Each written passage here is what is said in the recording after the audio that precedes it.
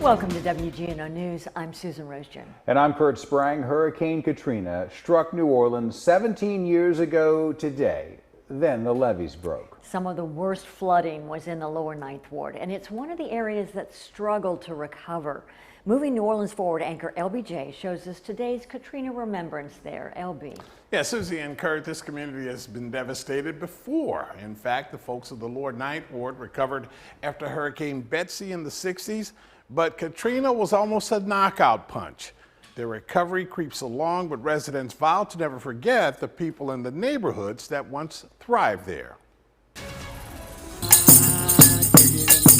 Have a beer. It's only a beer.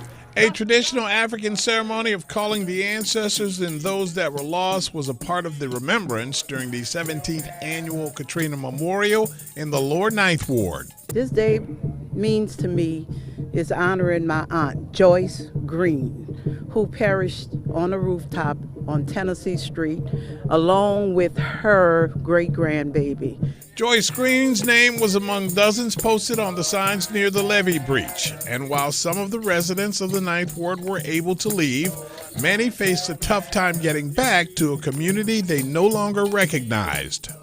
I left some neighbors that didn't want to go, and I thought sure we was going and going to return back home. But apparently we didn't. The recovery of parts of the Ninth Ward has been spotty at best, and vacant lots occupy as many plots as homes rebuilt.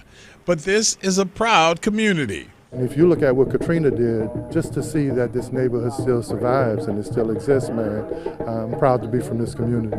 The remembrance then became a march and eventually a second line in tribute to what still lives in the hearts of people here. It's like a memory that comes to you at the day it happened.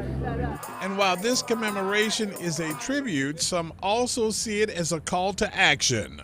As we approach almost 2 decades, we have to figure out, number one, how this never happens again, and two, how we make the people that are still affected whole.